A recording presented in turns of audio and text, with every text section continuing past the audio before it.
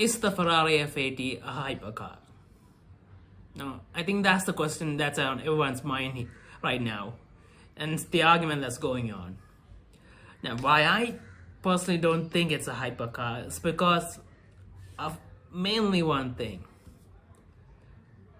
And I think it's pretty obvious. It's the engine. Now, the Ferrari F80 comes with a V6 engine that puts out 900 horsepower. There's nothing wrong with that engine. It's a great engine. And we saw this engine, the Ferrari 296, and everyone loved it. But the only issue is, this is a hypercar. And it's a Ferrari hypercar. Now, personally, I think when you describe a hypercar from a brand, it should be the pinnacle of what they represent. It should be the pinnacle of engineering. It should have the best they have to offer. It should have the baddest things. Baddest, I mean best things. And a V6 engine is not the best that Ferrari has.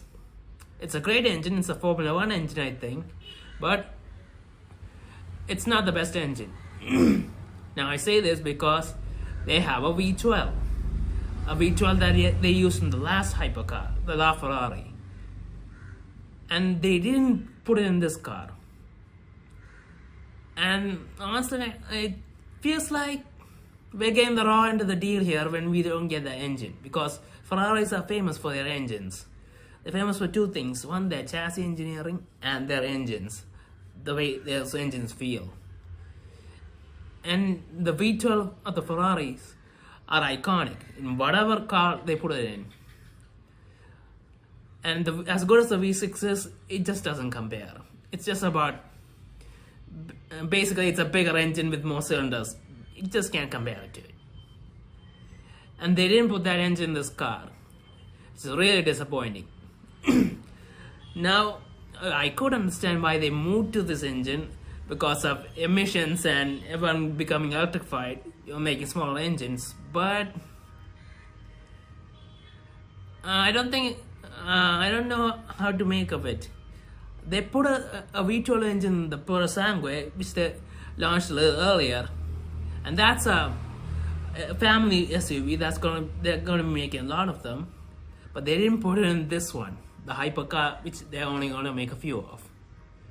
So how does that make any sense? The family SUV, which is much cheaper, I think it's for under $1 million or something, gets the V12, and the $3 million hypercar gets the V6. No, I don't think that's right at all. And to make things worse, they actually brought out another car right before this, a limited production car called the 12 Cilindri, which has the V12 of the previous LaFerrari and the Puro Sangue.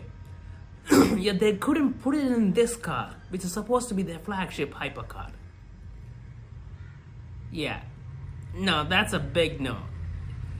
Now, if none of the cars had it, it would be understandable. It would still suck, but it would be understandable. But these two cars have it, but the F80 doesn't. And sure, it makes 1200 horsepower, but that's not what everyone cares about when you're thinking about Ferraris.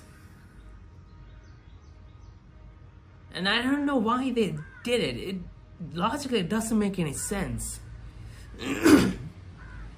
Now, this is my main issue with the car, and it's a big one. And a secondary issue, well, maybe I could talk about the design. The front end isn't that all that exciting, especially when you compare to the LaFerrari, which look wild. But then again, that's been the Ferrari's new design language for a while now. I mean, this is it's similar to the design we got on the SF90 and the 296. So this is the current design language, so I kind of expected it. So the front isn't all that wild or exciting, but when you compare to the competition, when the new McLaren hypercar that came out, that's not really exciting either. Now that's a whole nother issue which I'll probably talk about later. But yeah, the front end of the Ferrari F80, not that spectacular, but it's not ugly either. And if I'm being honest, when you look at that car from the top and the sides, it looks really good. It really looks like a race car. It looks, the shape was very exciting to see. So in the front end, that's a little disappointing. But they put a black strip in front of it, which makes it look a little different from the other cars. So I guess that's something. But from the top, it looks really great. It reminds me of the old Mark V from the cartoons back in the day. So yeah. And I'm sure this car has incredible handling and lots of good tech. Now personally, I hope they went away from those tactile buttons, those capacity buttons which nobody liked, and went back to some form of physical buttons. And maybe put in a better screen or something like that. But yeah, I'm sure the rest of the car is going to be amazing. But it's the soul of the car that's the problem, the engine. I mean, you can make the rest of the car as great as you want, but if the engine isn't the best they can offer, no, it's not going to be good enough. I mean, when I think about it, it's concerned that they put the engines in the other cars. They could have probably fine-tuned this engine, made it put up a little more horsepower, made it a little more efficient, and added to the hybrid system. I mean, this car already has 1200 horsepower from that V6, and the previous Ferrari had 800 horsepower, so they could easily make this engine 900, maybe even 1000 if they work really hard on it, and you could have got an even better car. But they didn't do that, and this is the flagship Ferrari for the next decade. And by the next decade, let's be honest, it's gonna be any full-on EV, and this is gonna be the last ICE engine hypercar Ferrari makes, and they're going out with a V6. That's really disappointing.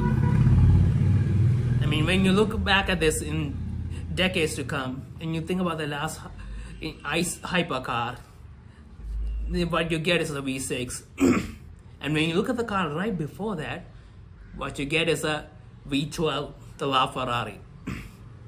Now honestly, I think this just makes LaFerrari's legacy even greater, because compared to this, that seems more like a hypercar in terms of design, in terms of the engine. And it was already incredible at handling. And I don't know how much more they could improve that. Probably a little bit with the new technology, but still. Yeah. I don't think the F80 is a hypercar. Now, anyone can argue with me on that, and a lot of arguments are going on with that, but yeah, that's my opinion.